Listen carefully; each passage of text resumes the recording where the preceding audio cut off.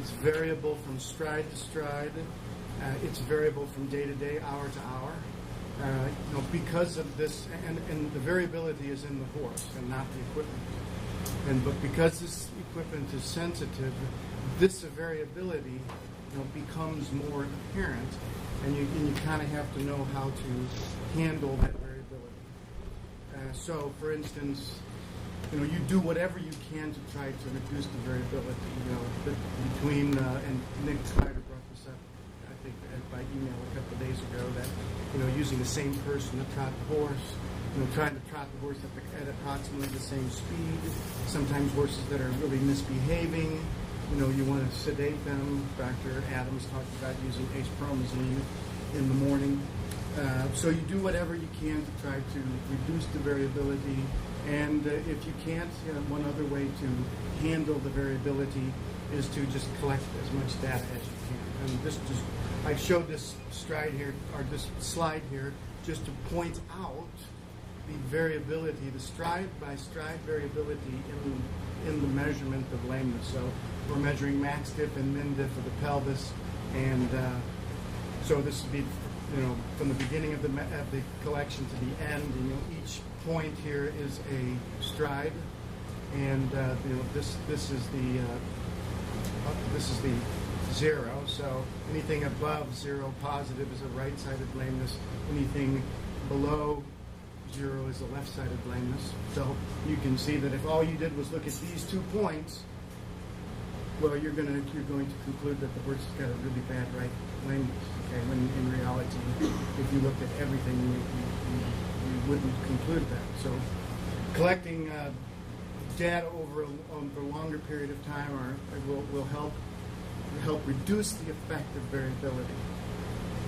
And then just this blue curve here is we now can measure the rider movement. We have a sensor that you can measure the rider movement. And just to give you an idea of what the variability is, the horse variability compared to the rider variability, we can instruct the rider on what to do, rise in the saddle, fall in the saddle, and it's very, very consistent. But the horse, doesn't listen to you. So the horse does listen to you. So just because of the nature of the horse, you got to expect some variability.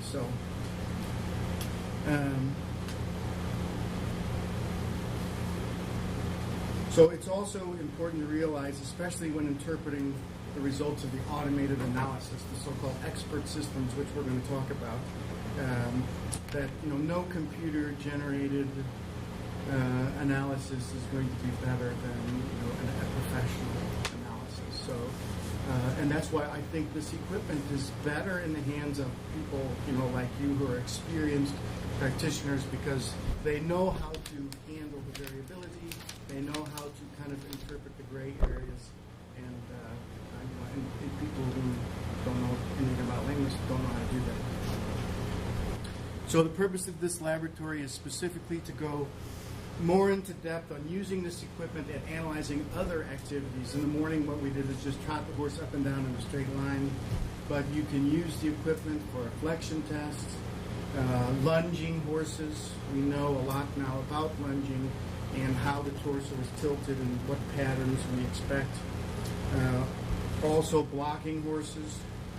I know Dr. Frisbee has done some work on this, and others also, and I didn't mean to go there. And then also within the last year or so, we've done a lot of work on ridden horses and measuring the effect of lameness, or the effect of being ridden on lameness. And I'm going to present some of that. Helping with this laboratory is Dr. John Marshall from the University of Glasgow. He's back in the corner there in Scotland. Dr. Frisbee, where'd he go? Okay, Dr. Frisbee from Colorado State Equine Sports Medicine. Dr. Shannon Reed, where'd she go? She's a colleague of mine at the University of Missouri. All three of these have used the equipment extensively, both in the clinical situation and also in research projects, flexion test blocking. So, and I also wanted to thank, they're not here now, I don't know what happened to them, the Bexar County Mounted Patrol. Is anybody here? He gave me his hat. So they're super. I mean, they supplied the horses this facility. They've been trucking me around all over the place, looking at horses. Gave me the hats. They bought me this Texas Crown whiskey. I mean, they're really great. And there's just no way that we could have done this without them. They're just wonderful people. They're out there now. Anyway, okay. So the agenda for this laboratory, just briefly, I'm gonna include a brief, hopefully complete description of. I'm going to do that on how to use the equipment to do other things, and then I'm also going to talk about the expert systems, how they were generated, and how to kind of interpret them. Then Dr. Marshall is going to give a presentation. I'm not exactly sure what it's going to be about. I don't know if it's case presentation or results of research projects, flexion tests, blocking. Well, we'll find out. And then Dr. Frisbee is going to present something. Yep. Okay. So then we're going to break up into groups. I was going to have 4 groups, but other people have brought their equipment with them, so we could do up to like 6 groups, which would be even better. I'm going to go across the street, and we have lame horses. So I have permission, or we have permission to block the horses if you need to. I would encourage to do flexion tests so that we can look at them, and also to lunge the horse so that we can look at the lunge, and also blocking so that we can look at the dual report before and after blocking. We're going to try to film the horses also. And so if you have something interesting, call the person over who's filming and say, hey, film this. Because then we're going to come back in here and look at the film and the report. I'm not so sure how that's going to work, but we'll give it a try. Okay.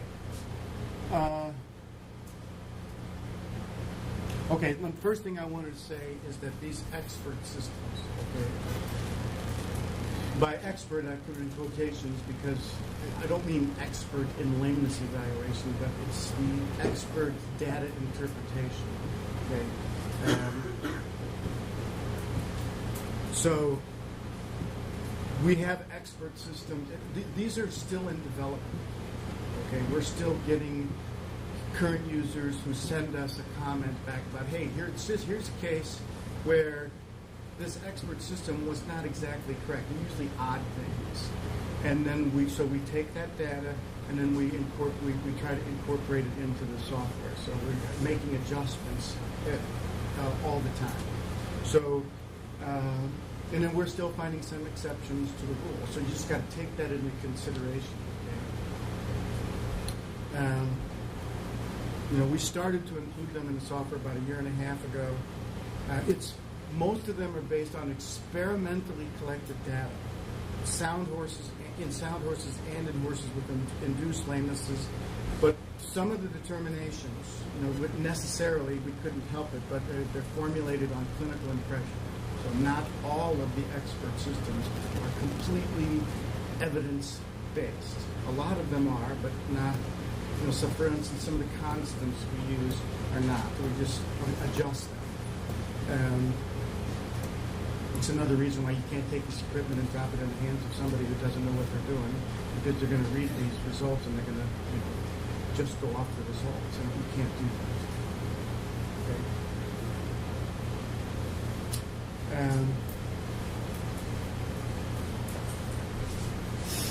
And then one activity, we're going to talk about flexion tests now. We don't have an expert system for the flexion test. Okay. Maybe later on with some of the results that Dr. Marshall has developed or found, we may add to that. But you definitely can use the equipment to evaluate flexion tests. The first important point I would like to make, and some people disagree with me with this, but I think it's important, and that is because of the nature of the flexion test, I think it is important to collect a trial first that has no flexion.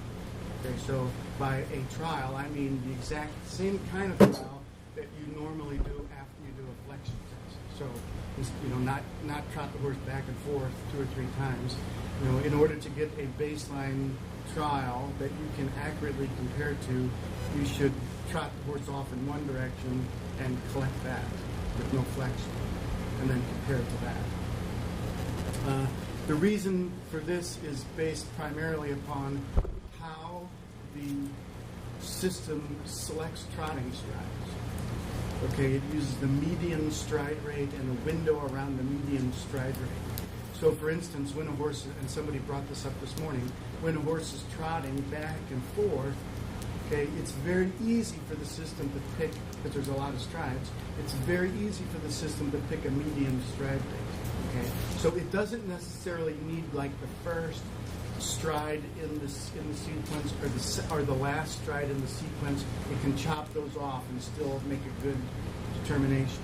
But in the flexion test, you know, you're only collecting the horse when it's trotting away. So it kind of needs all of the strides enough to get enough stride. So comparing after flexion to your baseline straight where you trotted the horse back and forth multiple times, you know, it just is not the best thing to do. John Marshall has published this work where he looked at A1, A2, max diff pelvis, min diff pelvis. This is for results of hind limb flexion. He found that there was a significant change at 0.07. Correct me if I'm wrong. And the max diff pelvis, to be significant, to agree with subjective evaluation, should change by 4.5 millimeters. Curiously, and we found this also, the flexion test did not change the min diff pelvis, the impact component of the hind limb lameness. I don't know why that is, but we found exactly the same thing. When you do a flexion test, a positive response is going to be in the red, like here. This was before flexion. This is actually a horse with a mild right hind limb lameness with the right hind limb flexed, and then it went off in the left. Okay, so it's a positive flexion. So all I do right now, since we have no expert system that analyzes the data, I just look to see that the lines get longer. That's it. Okay, you can look to see if these numbers get bigger, but I just look, did the lines get longer? If the lines got longer, to me that was a positive flexion test. Okay, so, Yeah. so this horse had a right hind flexion and then Went off in the left. From weight bearing on the left. Yes. Okay. So this is just one example. Here's another example. Here's a horse that has, you know, a right hind limb lameness, and then it was flexion test. And again, all I do was look to see the lines got longer. That's a positive flexion. Okay, you could look at the values here. This went from 5 to like 11. That's a positive flexion. That's greater than 4.5 millimeters. Okay, so well, here's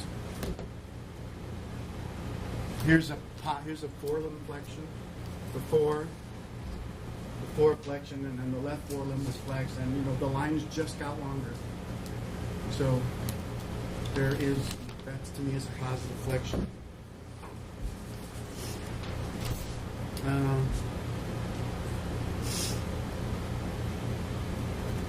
Yeah, so the horse started off with a mild left forelimb lameness here.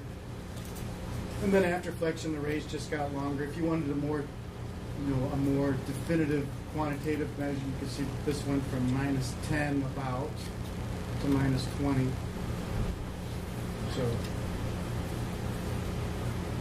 So again, currently for flexion tests, there's no automated analysis. Maybe in the future we'll have that. Okay. What about looking at the lunge? And we know a lot of people have done work on this using either this equipment or, more commonly, cameras and markers. Even there's people around the world have done some work on lunging and using the force plate, measuring ground reaction forces as the horse is going in a circle. And we know very clearly that, you know, when a horse is lunging, the torso is tilted. So those thresholds that we talked about in the morning laboratory, they're just completely worthless. They really don't help you. I mean, there's some relationship also to the size of the circle. If the smaller the circle, the more the horse's torso is tilted. So the more that those thresholds don't mean anything. Also, we know that there's an effect of the surface There's not much of an effect on the surface in the straight line, but there's definitely an effect on the surface at the lunge. And there are the patterns that are normal are different on soft ground than they are on hard ground. So it also means that objective evaluation of the horse lunging in one direction, it really doesn't make much sense. So we don't do that. We don't offer that. So the best practice is collect lunge left, and then I analyze right away, and then save it, and collect lunge right, and I analyze that and save it, and then use the dual report function in the software to bring them both up. And when you do that, you bring up one lunge left and one lunge right, then that will invoke, it will trip the expert system analysis and put it on the bottom of the report. Okay? It's important, I think, to do lunge left first and lunge right second, because when you do it that way, it's easy because then in the trial list, lunge left is above lunge right, so that when you select them and the report comes up, lunge left's on the left, lunge right's on the right, and you try to do it the opposite way with lunge right on the left and lunge left on the right, it's all messed up in your head and you can't figure it out. So that's how I do it.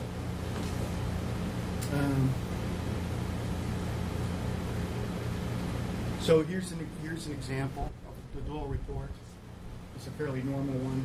So lunge left is on this side, lunge right is on this side.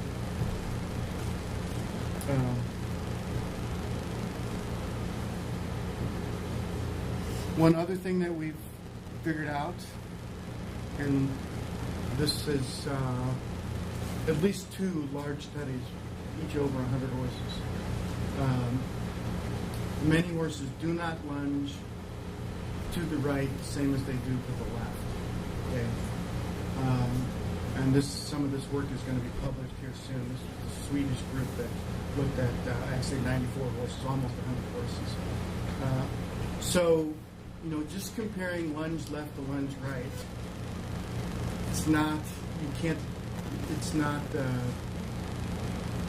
you can do it, but it's not as easy as you think.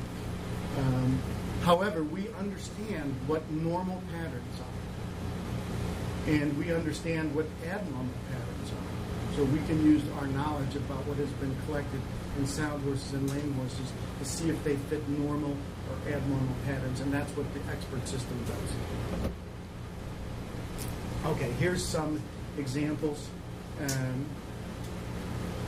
When the horse is lunging on soft ground, which is the normal ground that people lunge horses on, that it is not uncommon for horses to show what appears to be an outside forelimb push-off lameness, so if the horse is going to the left, that means it's going to have a negative max stiff head and a positive min diff head, right? I don't remember that. I have to think about that in my head. And when the horse is going to the right, which is shown over here, this is lunging to the left, this is lunging to the right. When the horse is going to the right, it looks like it has an outside forelimb push-off length, so that's a left. So that's a positive max diff head and a negative min diff head. It's hard to remember. This is lunging to the left, this is lunging to the right. These are pointing up in the second quadrant. These are pointing down into this fourth quadrant. That's a normal pattern. So the expert system will look at that and say, okay, that's a fairly normal pattern. For it to be considered abnormal, it has to be really asymmetric. One side has to be much greater than the other, and so that's an extra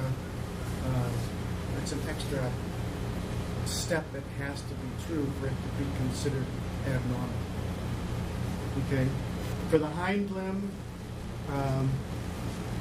also even on the soft limb, a second pattern that's less common, but we do see, is what appears to be an inside forelimb impact label. So going to the left, negative max diff, negative min diff. Going to the right, positive max diff, positive min diff. If they're equal like this, but opposite then what the expert system does is it says, okay, this could either be, and the reason we put it this way, because there's kind of a disagreement about what this means. This can either be the horse is sound, or the horse is lame from this leg going to this direction. So just be lame in the left, going to the left, lame in the right, going to the right. You got to decide. Okay? That's what the expert system does. It looks to see this is a fairly normal pattern, but it can be either this or this. For hind limb, what we have found in soft ground, that it is common for the horse to appear to have an inside hind limb impact and an outside hind limb push-up. Okay? So here's an example of lunging to the left, lunging to the right. Inside hind limb impact, so that's a negative min diff. Outside hind limb push-off, that's a positive max diff. Lunging to the right, negative max diff, positive min diff. That's very difficult to remember. The way I remember it is just imagine that there's like a pivot point in the center, and these are arrows, and so it rotates in this direction, which is the direction that the horse is going in. That's how I remember it. And so this is a perfectly normal pattern. Even though this max diff may be way above threshold, this min diff may be way above threshold, that's normal. And it can be quite dramatic, like this. That's normal. This could be like 5 or 6 times normal. And if it's this pattern, the expert system is going to consider it normal.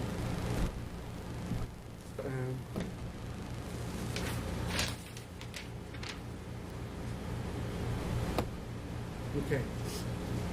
So, when the horse is lunging on hard ground, what we found is it's not uncommon for the measurements to mimic an inside forelimb impact and an inside hind limb impact and push-off items. Okay, so these are examples. This is lunging to the left, lunging to the right. So inside impact, inside impact, inside push-off, inside impact, inside push-off, inside impact. If the ground is hard.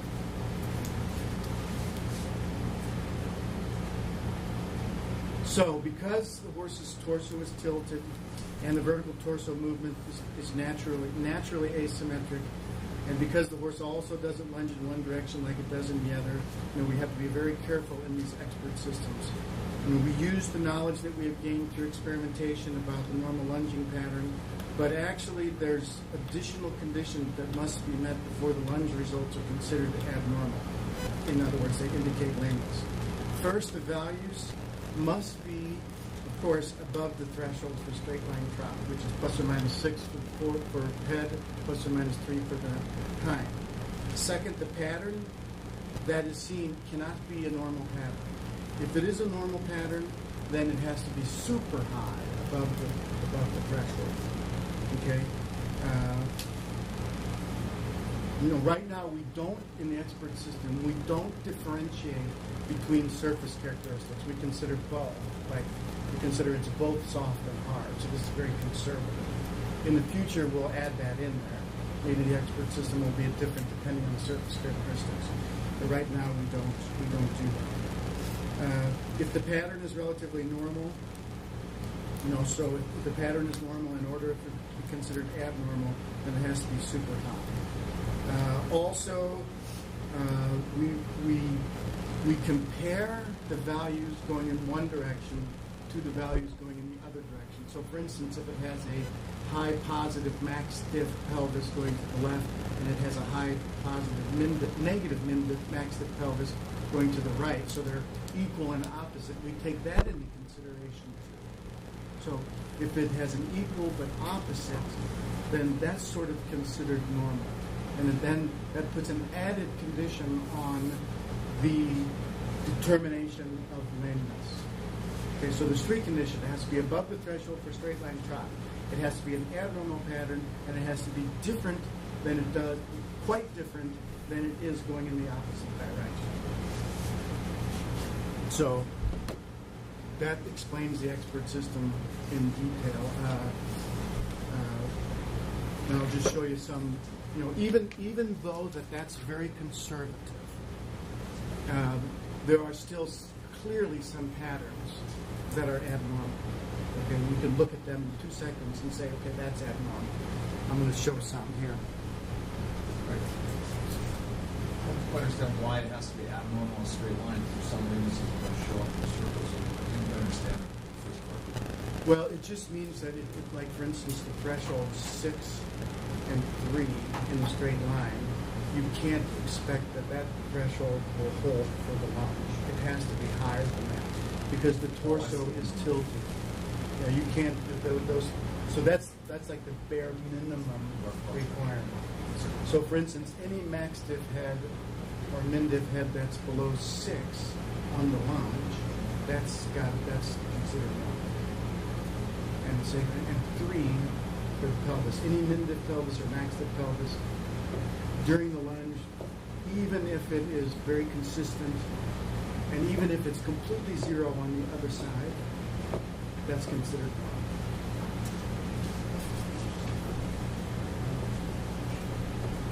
So, nevertheless, there are still some patterns that are clearly. So, for instance, here's a horse that's lunging to the left, forelimb evaluation, lunging to the left, and here's lunging to the right. We had one of these today, this morning. That's above the threshold. That's completely different than it is in the opposite direction, and it is an abnormal pattern. Okay, so it fits all of the characteristics of abnormality. Here's one that's also. Here it is lunging to the left. They're all pointing up. So pointing up in both directions, that's abnormal. Okay. So it's showing a right forelimb impact going to the left and right forelimb push off going to the right, and that's a completely abnormal pattern. We hardly ever see that.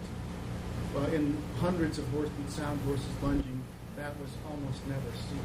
Okay, so this is clearly a right forelimb wing.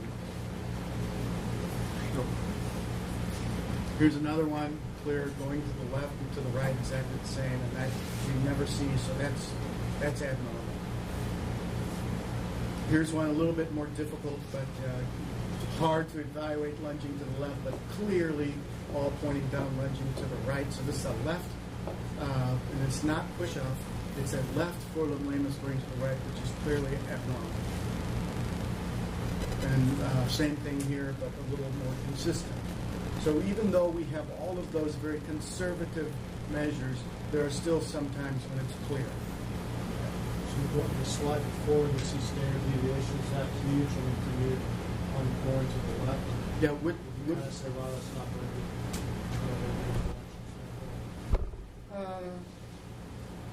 Yeah, I would say looking at the lunge,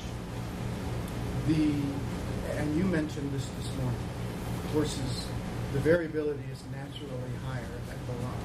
The horses are feeling good and they're throwing their head all around, and you see that more often.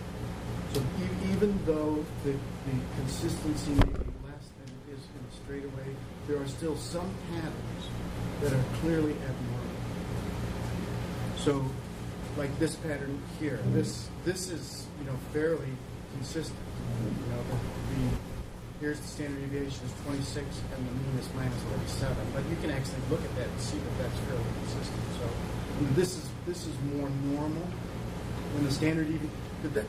When a horse is sound, or as the horse approaches soundness, okay, the ratio of the standard deviation to the mean, your coefficient of variation, Dr. Jam, goes up. Okay, because the mean starts going down, and the standard deviation starts going down too, but it goes down less fast than in a lean horse. So the ratio of the standard deviation to the mean starts going up. So that's what you expect in a normal horse. So, for instance, this star-shaped pattern that shows lots of variability, that's what you see in normal horses. So how often do you jog horses in tandem? So I do it routinely. I don't know if anyone else does, but it seems to me like a lot of horses you have more control and they tolerate better than just free lunging or even lunging with a lead rope. Yeah. Well, I know a lot of people who do that. And probably for that reason, that the horses are more controllable and it is harder to do because you gotta have something to do that. With running shoes. Yeah. So yeah, definitely that would reduce variability. We don't do that. We have a nice little lunging arena that kind of keeps the horse confined. But I can see that would be helpful. Okay. Okay. Now the hind. I'm just going to show some abnormal hind. This is clearly a left hind limb. I'm sorry, a right hind limb lameness. This is lunging to the left. This is lunging to the right. Clearly, this is an abnormal pattern. It's not pointing in the direction that I indicated. So you can look at that very clearly, very quickly, and say left hind limb lameness. Here's one that's clearly left hind limb lameness. When you see red up or green down on both sides, lunging to the left and lunging to the right, so that's a clear sign that's a left. Even though this is a fairly normal pattern. This is fairly normal. So actually you can see it's additive. The normal tilt to the pelvis is causing a negative max diff. So that normal negative max diff is adding to the lameness, and that's why it's greater on this side than this side.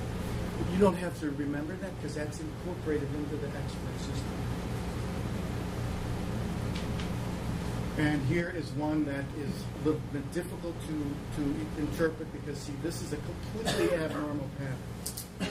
Okay, going to the left, it should be pointing in the opposite direction. Okay. So, but this one is near baseline or near the threshold, so it just barely fits those categories. So you kind of disregard it. If you disregard it, then this countered with or added to this because this is a completely abnormal pattern. That's a left hind limb. So it's left hind limb push off going to the left. And its left hind limb impact going to the right, but still left. This one is clearly a left also. This is a normal pattern going to the right, even though these values are very high. This is normal here, but this is the one that's abnormal, because it's an abnormal pattern. This is a normal pattern going to the right. This is exactly the same as the one before, only less. So this is abnormal. It's not normal patterns. It should be a positive max diff going to the left.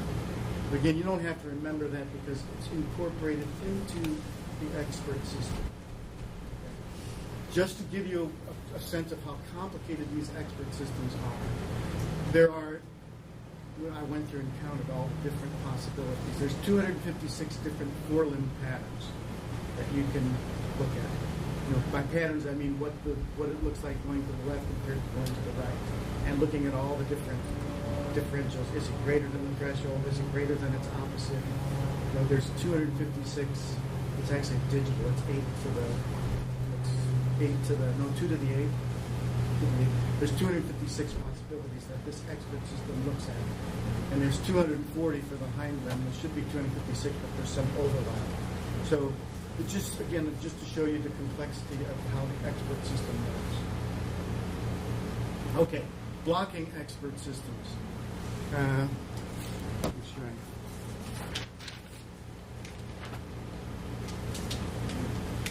Okay, the blocking expert system, thankfully, is a lot more straightforward than the lunging expert system.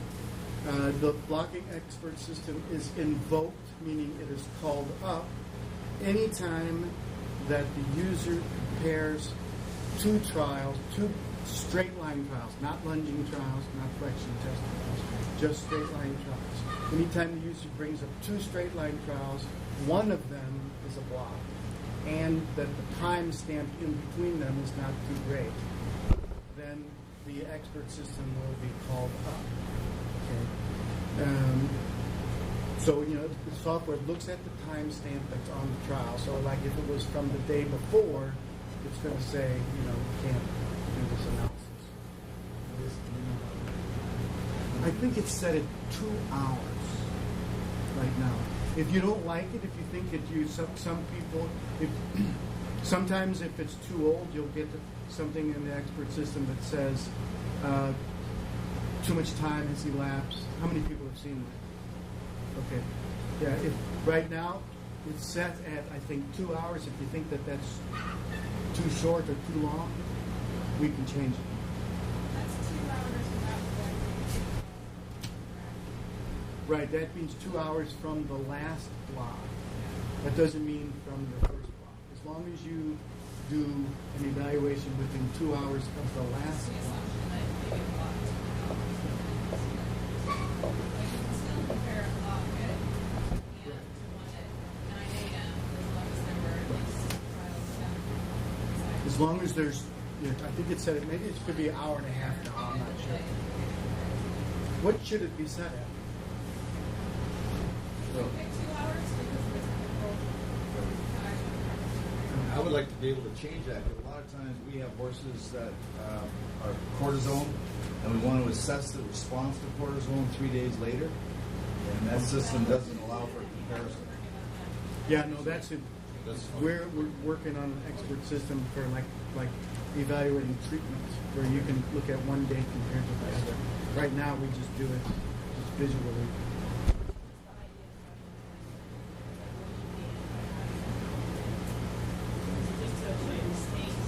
So, yeah. To avoid mistakes, because some horses come in on multiple dates, and to avoid like checking a block on Thursday comparing it to one that was done on Monday. That's all.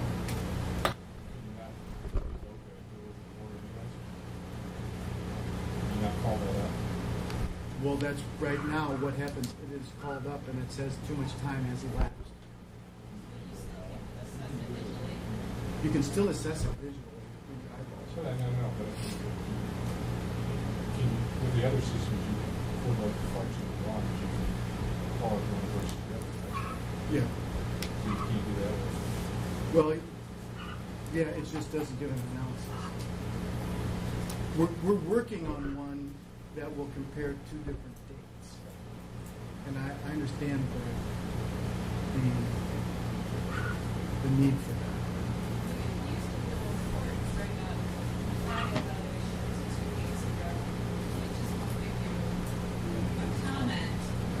Yeah. Yeah.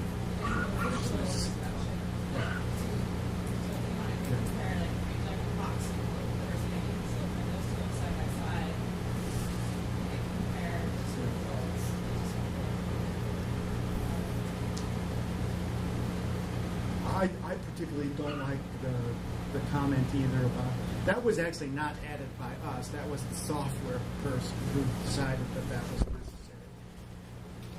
So I mean, if you don't like it, we can change it. That's the way it is right now. I mean, it sounds like you can do a report, so or at least pull them up side by side. Yeah. You just All do- in one image. Yeah. Okay. Okay. Okay. The blocking expert system evaluates. First of all, there's none for flexion test. It's blocked, so you can't compare a flexion test before block and after block, and none for the lunge yet. There's lots of complexity in the lunge, but it is possible to do that. Somebody's going to have to do some more research projects, but eventually there may be one for the lunge.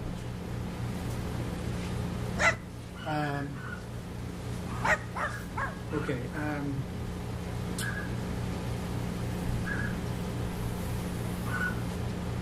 Okay, the units, the blocking system expert system evaluates the effectiveness of blocks in the units of percent improvement. Okay, and I need to go through a little bit on how that is collected. The percent improvement is based on returning the lameness values back from above threshold to below threshold, not returning it to zero. So, if, for instance, the max stiff pelvis is 9, okay, and you block the horse and it goes down to below 3, that's considered 100% improvement. That's the way it's set up right now. I'm not saying that that's the correct way, but that's the way it is set up. Okay, so the way it calculates it is it calculates what the value is before block. It subtracts from that what is after block. and then it divides it by what the change would have to be to get below baseline. Okay. So with that, you can have values above 100%. So let's say it was the min-diff pelvis was 9 before block, and it has to get down to 3 to be considered 100%, but it actually goes to 0. So that is, to get 150% improvement. Well, that's considered 100% improvement. Also, if it switches to the other side, that's considered 100% improvement, even though it may not be 100% improvement. But if it goes to the other side, I think what it says is that it was eliminated. So, okay, that's what I'm going to go over here now. For forelimb lameness, it actually doesn't use the max diff head and the min diff head. There's reasons for that, but the main reason is when you're looking at change in forelimb lameness, you can't just look at those values independently because it doesn't take into consideration the timing of the lameness. Okay? And what we have found, especially in horses with, like, for instance, navicular disease, you can block them, and the amplitude of lameness won't change, but the timing will change. Okay? So you can't look at, in the front, you can't look at max diff head and min diff head independently. Okay? It just doesn't work very well. So we have to look at them together. The only way you look at them together is you look at the vector sum of max diff head and min diff head. So you take the max diff head, you square it, you add it to the square of the min diff head, and you take the square root, and that gives you an overall measure of lameness. It's basically the length of the ray in the forelimb plot, which is, an overall measure of the lameness. It's actually the best measurement. Okay, so it takes the vector sum before block, subtracts from it the vector sum after block, and then divides it by the vector sum before block minus what the threshold is. And the threshold actually, I think it's set at like 8.2, something like that. I can't remember. But that was determined experimentally. Okay, so here's an example. And also it measures this angle here. Okay, the angle of the red ray is the mean ray. Okay, so this angle right here is a measure of the timing of the lameness. And it will measure that before block and then after block to see if there was a change. Okay, so for forelimb evaluation, you'll get an evaluation of the amplitude change and also the timing change, if there is a timing change. So a timing change is noted. For hindlimb evaluation, it's different biomechanically. You can separate max diff pelvis from min diff pelvis because they're measuring two completely different things. So the way the expert system works is it looks at the value of max diff pelvis before and after block and gives an evaluation of that. And then it also looks at the amplitude of min diff pelvis and then gives an evaluation of that. So for the hindlimb lameness, there's an evaluation for improvement in push-off component and impact component. It's different. Some other little things. Because of the way that's calculated, if a horse has a very mild lameness, it doesn't have to change very much to be considered 100% improved. So let's say the max diff pelvis is 3.5, which is only 0.5 millimeters above the threshold. It only has to change by 0.5 millimeters to get down below threshold. So that's sort of an artificiality that is you just have to take into consideration. It can say 100% improvement and have not really changed significantly. That's just the way it is, the way that it's set up right now. Also, the amount of absolute change that is needed in a horse that has severe lameness has got to be great for it to be considered significant. Any improvement under 25% right now in the expert system is considered no improvement. So it'll say there's no improvement. If it was 24.99999, it's going to say no improvement. We can change that, but that's the way it's set up right now. Some patterns are just too hard. Some patterns in the forelimb, they're just too hard to evaluate. Okay, here's an example of a horse that has a high negative max diff head, but the min diff head is about 0. The machine cannot decide if this horse has got a right forelimb push-off lameness or a left forelimb impact lameness. It cannot decide that. So let's say, for instance, the horse was blocked, and then the length, the mean ray was the same length, but it only changed a few degrees, and now it's 179 degrees instead of 181 degrees. Okay, well, that's statistically speaking, that really doesn't mean anything. So what the expert system will say, we can't evaluate this. Just be aware that can happen. There's some forelimb lameness situations. So this one here, if I saw that, I'd say, well, maybe I'm not going to block that, or do something else to make it more clear, usually like speeding up the horse. I wanted to pull up a case on my tablet and show you that I've had several horses. If you go back to that previous screen, I've had several horses that have been like, let's just say, for instance, right front impact lameness, but early stage. Yeah. And then I blocked them, and I didn't think that it changed the lameness at all. And they looked to me like they were right front lame. And the rays would start coming down, and then before I know it, it'll say that the block improved the horse, and the horse's left forelimb lame, because it'll be a left front push-off lameness, but very late in the push-off phase. So basically, it'll be kind of like you're showing right here, but towards the right. Yeah. And then, so what did you? A few horses. How did you interpret that? Well, I just interpreted that I didn't change the horse's lameness. I mean, I think it might have changed the timing of the lameness, and for some reason, the lameness locator was seeing it as a left front push-off lameness, when to me it still looked like a right front impact lameness, or at least a right forelimb lameness. Yeah. I don't know. But I found that to be a little discouraging. that happens sometimes. Whenever I see that, you see it more often at the lounge. I don't know why. This was jogging and hand in a circle as well. So. When you start taking horse in a circle, it happens more commonly. I don't know why that is. Yeah, I've never seen it in straight. Jogging and hand in circles. I don't know why that is. So I have a hard time blocking those horses. I usually go with clinical impression more often, or what was seen in the straight. Yeah, I'd have to go back and look at it. Sometimes taking the horse and going fast with the horse will change it. Actually, the other thing to take into consideration is when we look at thousands of cases that people have sent us on type of lameness, in the front limb, the vast majority of them are impact. And when the horse is being led with a lead chain, not very many are push-off. So if you had to guess at which one was most common, I would go with the impact. If it was like this one right here, okay, it's right below the horizontal, and it's indicating its left front impact. I would believe that because impact is much more common than this one.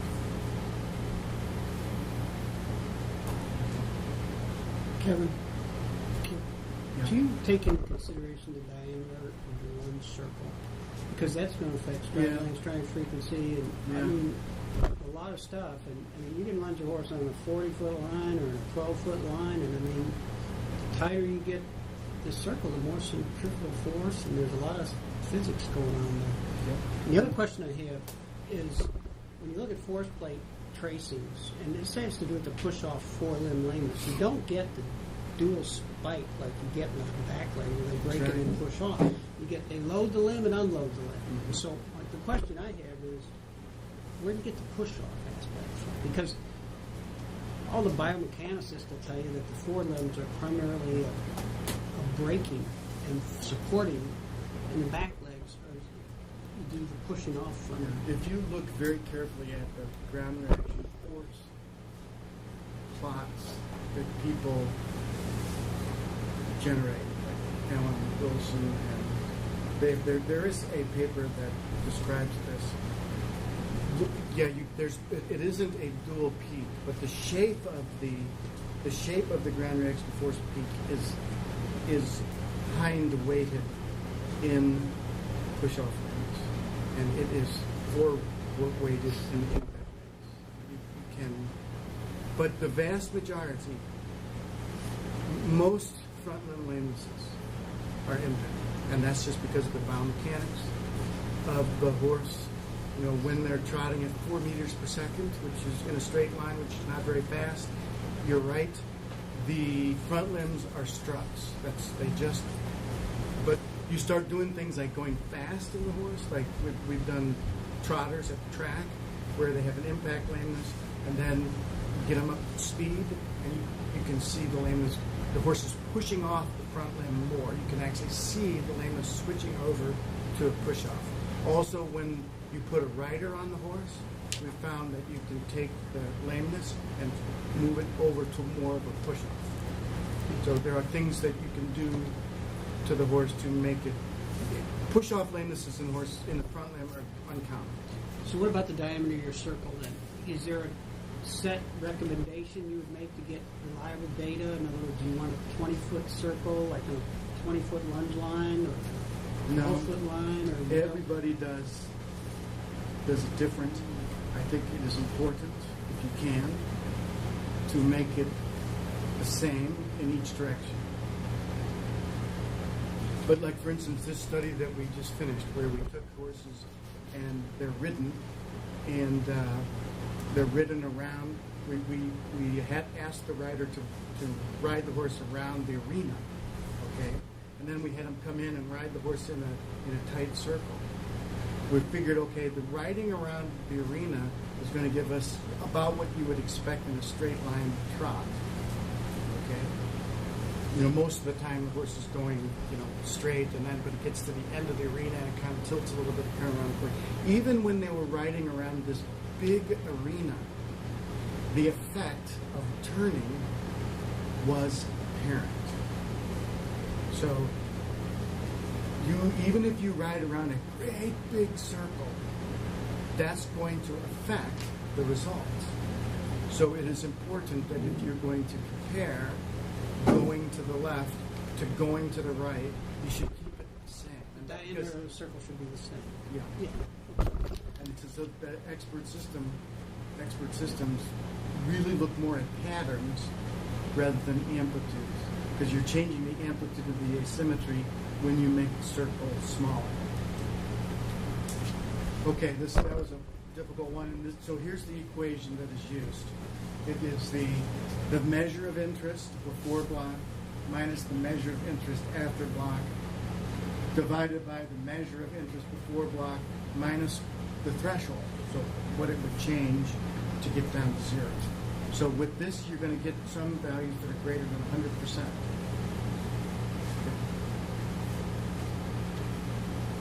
It's only invoked for straight line trials. I already said this, not for the lunge, not the flexion test. I'm sorry. Now the last expert system is the multiple limb expert system. And this one has caused the most difficulty. But it's really one that is based more on experimental data than any of the others. This is the one I believe the most. Okay? And it considers compensatory movement in the opposite half of the body. And the way this was determined, Gall did a lot of this work, Gall Kellner, but other people also around the world. We created lameness in one half of the horse's body and then looked to see what it did in the other half of the horse's body. So created a hind limb lameness, watch what it did to the head. Created a front limb lameness, watch what it did to the pelvis. And there were some very consistent patterns, predictable patterns that you could measure. And so that's what is incorporated into this expert system. It's based on that experimental evidence, which kind of supports the law of size. The law of size is an old law, and there's two principles to it. First principle is if you see or measure an ipsilateral lameness, you should go after the hind. If you see or measure a contralateral lameness, you should go after the front. That's the old particle. That's the old law of size. We've tested this. Other people have tested this experimentally. The first part of the law of size is absolutely true. Happens a lot. In fact, the compensatory movement can make the horse appear like it's lame, in a front limb when it is not. It's actually got a very mild lameness in the hind limb. And I've been burned by this multiple times where the equipment measured the hind limb lameness. I couldn't see anything. And I said, well, I see that forelimb lameness. I'm going after it. Start blocking it, then getting nowhere, and then finding it in the hind. But that has happened. So this expert system takes into consideration that experimental evidence, the law of size, and also the amplitude of lameness. So, for instance, the ipsilateral law, the primary hind limb lameness can be quite small before it considers the ipsilateral head movement to be compensatory. But the second part of the law of size, the primary front limb lameness, has to be quite significant before it takes into consideration the asymmetric movement of the pelvis as compensatory.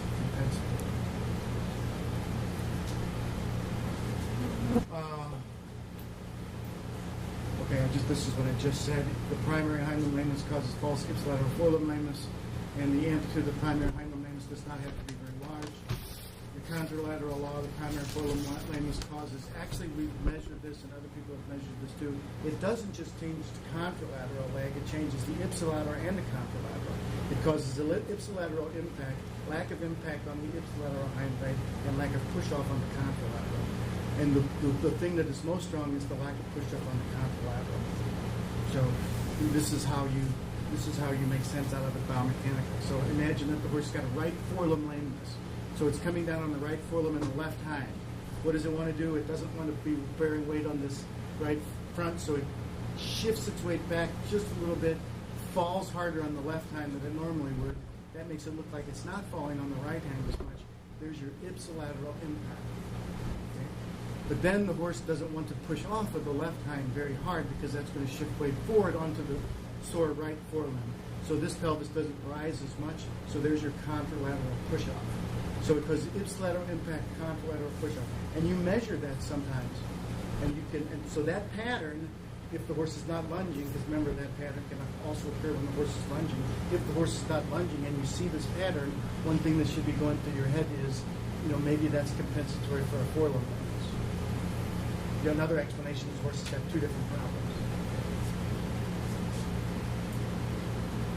Okay, the other thing that we've done with this expert system is it only suggests what the primary lame limb is. It doesn't say, okay, this leg has got a compensatory lameness. Because it could be secondary, or maybe it's true. Maybe it really is there. So we took that language out. So this expert system will be invoked anytime a baseline straight evaluation is done and the horse has got lameness or evidence of lameness in more than one leg. It'll show up on the bottom of the report. If it fits all of the qualifications that we have set for it to be a primary compensatory relationship, it will say that on the bottom. If it doesn't, if it's not exactly right, and it can't decide, then you'll see this ML number. And the ML stands for multiple limb, and there's a code there. And we left that in there so that I can follow it to make sure that it's working well, that it's actually going through the flow chart and working correctly. So when you see that ML 108 or ML, that just means it can't decide. You got to decide. You got to decide anyway, but okay. Okay, the last thing, and this is really brand new, and this is using the equipment to evaluate lameness under saddle. So we have just finished looking at 88 horses, and in this study we measured the lameness in the horse, first in a straight line, then lunging. We're also looking at the canter, but then we had the rider get on the horse and ride the horse around to the left, first sitting the trot, and then posting on the correct limb. We found out sometimes I didn't, but posting on the correct limb, okay? Then we had them go around to the right and do the same thing. First sit the trot, and then post on the correct limb. And then we brought the horse into a tight circle, rode the horse around, first sitting the trot, and then posting. And then we had a sensor on the rider, can't see it here, that measures the energy, basically, of the rider movement. Okay. So when they're sitting the trot, it should be very symmetrical. When they're posting, it's very asymmetrical movement. And then we can feed that into the horse's torso movement signal to determine if they're really posting on the right leg and how strongly they are posting. Anyway, found some very interesting results that can be incorporated into the analysis. I just mentioned this. It's a movie. Okay. What we found is that there's the least effect on the results is more ensured when you have the rider sitting the trot. Okay, that makes perfect sense.